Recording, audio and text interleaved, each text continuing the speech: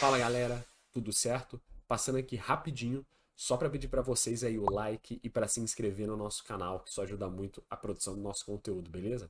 Valeu, espero que gostem aí do vídeo. Fala galera, tudo certo com vocês? Mais um vídeo aqui no canal. E hoje nós vamos falar novamente sobre a Libertadores da América, como vocês já devem ter previsto pela tela. Trouxe aqui os 4 resultados que, juntos formam as semifinais que acabaram de acabar. Estou gravando isso na noite do jogo do Botafogo e Penharol, portanto, imediatamente após aí a finalização das semis da Liberta. Já começando adiantando que teremos uma final brasileira de novo, né? Dessa vez entre Atlético Mineiro e Botafogo.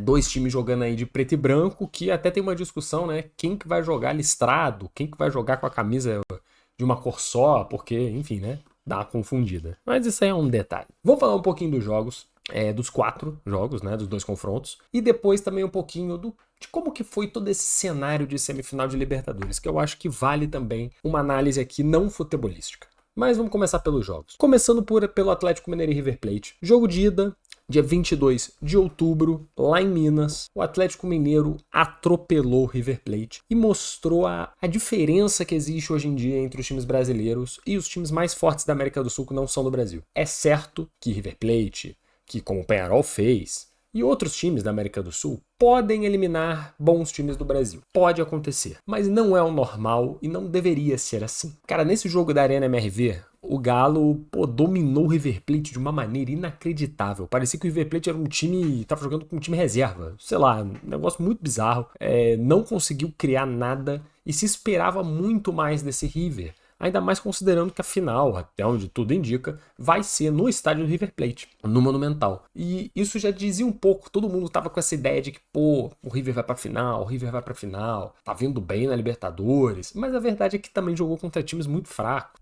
As oitavas de final e as quartas de final do River Plate foram contra times não muito interessantes, né? Acho que foi contra Colo-Colo, e depois contra um outro time nada a ver. Chegou na semifinal e aí quando pegou pela primeira vez um time pesado, um time duro de ganhar, que é o Galo, tomou uma sapecada. E a sensação era de que os resultados já estavam decididos depois do primeiro jogo. É um pouco estranho, considerando que o adversário é o River, né? O bicho-papão aí, enfim, nos últimos anos também. Mostra muito sobre o gap de futebol financeiro, de estrutura que existe, principalmente do futebol brasileiro e argentino, que são os dois maiores do continente.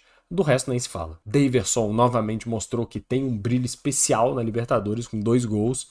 Carrasco do River, né, nesse confronto. E é isso. Sobre o jogo, o Galo amassou o River e garantiu basicamente a vaga na final. Tudo bem que sempre existia aquele temor. Putz, e se o River Plate, no Monumental, sai ganhando aos 10 minutos, faz um gol? A situação pode complicar. Enfim, chegou o dia do jogo. Dia 29, vulgo ontem, né? E a verdade é que esse jogo também teve uma história muito curiosa. Por quê? E depois eu vou entrar na parte fora do campo, tá? Uma festa espetacular da torcida do River Plate no Monumental, lotada até o talo, sei lá, devia estar quase 100 mil pessoas naquele estádio. Uma festa que eu acho que eu nunca vi num estádio. Cara, era fogos, era rojão caindo de um lado pro outro, era uns negócios que eu nem sabia direito o que era, muita fumaça vermelha. Parecia realmente as portas do inferno aquele lugar. Uma pressão inacreditável, que eu acho que eu nunca vi igual num estádio de futebol.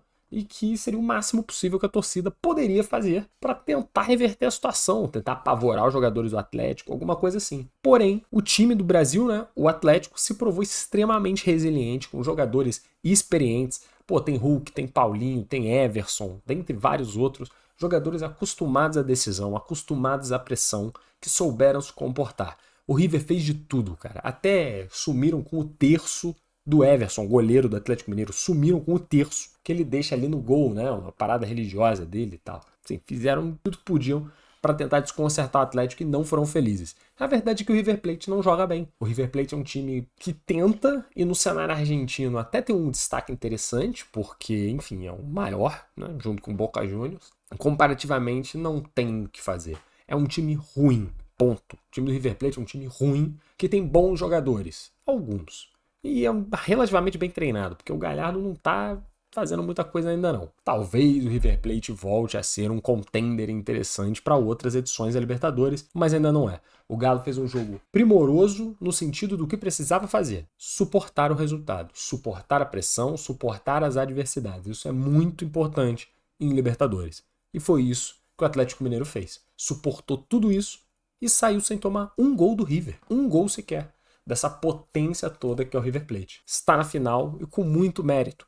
Galo que no Campeonato Brasileiro foi, né, uma desgraça completa, totalmente abaixo do que se esperava, mas está na final da Libertadores e da Copa do Brasil e pode ser campeão das duas, com certeza. Curiosamente, contra dois times do Rio, né? Contra o Flamengo na Copa do Brasil e contra o Botafogo na Libertadores. Muitos méritos, muito legal de ver o Atlético Mineiro chegando aí na final da Libertadores e vamos ver no que dá. O outro confronto que nós tivemos foi entre Botafogo e Peñarol. Um confronto que ninguém achou que ia acontecer, porque se esperava que o Flamengo fosse eliminar o Peñarol com certa tranquilidade e a gente teria um clássico carioca absurdo na Libertadores, né? Flamengo e Botafogo, talvez os maiores confrontos da história desses dois clubes. Tem que ver lá atrás, né? Mas, pô, seria de uma grandiosidade tremenda. Não aconteceu porque o Flamengo foi incompetente e perdeu pro Peñarol, né? De 1-0 depois 0-0. Esse mesmo Peñarol que conseguiu no Newton Santos ser completamente trucidado pelo Botafogo. Só que a história desse jogo é curiosa, porque no início o Botafogo não teve tanta facilidade assim. Então todo mundo falou, pô, vai ser um massacre. O jogo começou e não estava assim. O jogo não estava se desenhando para ser esse massacre todo. Até que de uma hora para outra o Botafogo achou os gols, né? Abriu a porteira. É aquele típico caso do abriu a porteira. Fez um, fez 6. E começou a fazer gol um atrás do outro. Se eu não me engano, acho que foi no segundo tempo, que tava 1-0 ou 2-0. E aí o Botafogo faz 3-4-5 ou faz 2-3-4. Tipo, em coisa de 10 minutos, o Peñarol derreteu em campo. Um negócio realmente inacreditável, que é a superioridade do Botafogo perante o Peñarol, né? O Botafogo é um time fortíssimo do campeonato mais difícil da América do Sul. O Peñarol é um time forte de um campeonato horroroso, que é o Campeonato Uruguaio. Não tem comparação. Já foi, assim, um feito quase histórico ter chegado até aí, né? Ainda mais eliminando o Flamengo no caminho, por exemplo. Mas, enfim, Botafogo massacrou o Peñarol e se classificou para a final. Não existia a menor chance do Peñarol reverter esse resultado. Tanto que, no jogo de volta, lá no Centenário, o Peñarol, ele ganhou o jogo, né? De 3-1, um resultado um pouco surpreendente, se você parar para pensar. Mas, dadas as circunstâncias, o Botafogo jogou com o regulamento embaixo do braço. Foi um jogo muito atípico, pelas coisas que eu vou dizer daqui a pouquinho sobre o fora do jogo, né, o fora do campo. Mas o Peñarol tinha que fazer 6 gols, cara. 5 gols para levar para pênaltis. O que não ia acontecer.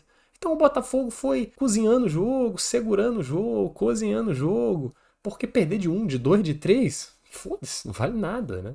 E acabou que ainda teve um caso bizarro, que no intervalo, depois, se eu não me engano foi depois do apito, tá? Na saída de campo, o goleiro do Peñarol agrediu um jogador do Botafogo e foi expulso. O goleiro titular que estava em campo. Então o Peñarol jogou o segundo tempo inteiro com a menos. E o resultado estava em 0-0. Enfim, o Peñarol conseguiu o seu gol, o Botafogo empata o jogo e virtualmente encerra qualquer chance, né, do Peñarol conseguir fazer alguma coisa. Mas o Peñarol ainda faz ali seu segundo, seu terceiro gol. Né, e chega a um resultado parece positivo, mas o Botafogo também meio que permitiu, porque não precisava fazer nada demais. O Peñarol é um time que briga muito, mas é inofensivo, né, contra times focados e bem treinados, como por exemplo é o Botafogo. Dito tudo isso, Botafogo e Galo na final, uma final enorme. Eu acho que eles não disputam um título, os dois, né, entre eles, tem quase 50 anos que um título não é decidido por uma final entre o Atlético Mineiro e o Botafogo. Então é muito legal ver times, o Atlético menos, né? O Atlético já tá aí há algum tempo, mas times diferentes, como o Botafogo também chegando em decisões. Isso é bom pro futebol brasileiro de um modo geral, né? O Botafogo, se eu não me engano, nunca chegou na final da Libertadores. Então o Fluminense, por exemplo, ano passado foi campeão, um time que nunca tinha sido. Isso pode acontecer de novo, um time novo brasileiro sendo campeão. Não deixa de ser interessante. O Atlético Paranaense também recentemente chegou. Você vê que sempre tem alguns, Palmeiras, Botafogo, Flamengo, Atlético Mineiro, até um São Paulo, que sempre estão por ali, mas tem novos times, né? Botafogo, Fluminense, o Grêmio, até o Atlético Paranaense, que esse ano derreteu, mas enfim, o Internacional. É interessante para mim, na minha opinião, essa variedade de times. Diz que o campeonato está melhor e todos os times brasileiros têm que melhorar para continuarem competindo. Isso só vai abrir cada vez mais a margem para ter cada vez mais Brasil, Brasil, Brasil na Libertadores e dominar completamente o torneio, como já vem acontecendo. A gente vai falar da final mais para frente, né, que eu acho que vai ser um jogo muito, muito, muito legal. Vai valer muito a pena ver. Mas tem que ser dito também uma coisa que eu não gostaria de dizer. que é a situação fora do campo em jogos decisivos de Libertadores envolvendo times argentinos, principalmente, né? Times argentinos e times uruguaios. Foi muito complicado, né? Todo mundo que acompanha futebol brasileiro e vê os jogos de Libertadores e tudo mais sabe do que aconteceu. Os torcedores do Peñarol no Rio, toda aquela confusão, a baderna, os crimes que eles cometeram, de queimar coisa, roubar, destruir patrimônio, e depois foi todo mundo preso, né? Enfim, todo mundo sabe o que aconteceu. Posteriormente, nos jogos, que os 2 jogos, curiosamente, decisivos foram fora, né? O time do Atlético Mineiro não tinha segurança para ir pro estádio, apedrejaram o ônibus do time do Atlético, apedrejaram o ônibus da torcida do Atlético, briga, confusão com torcida, clima de insegurança, clima de que a qualquer momento tudo pode dar uma briga generalizada, invasão, que a vida dos jogadores está em risco. E a mesma coisa acontecendo no jogo contra o Peñarol, só que pior. No jogo contra o Peñarol a gente teve envolvimento até de ministro do interior do Uruguai falando que não dava para garantir a segurança dos torcedores do Botafogo. Poxa vida, quantos torcedores do Botafogo tinham lá? Não chegava nem a 10 mil, gente. A polícia de Montevidéu não consegue garantir a segurança de 5, 10 mil pessoas, né, de um evento importante. Pô, o governo uruguaio diz publicamente que não consegue garantir a segurança de turistas brasileiros, porque eles podem ser torcedores, mas eles são turistas, eles entram no Uruguai como turistas brasileiros.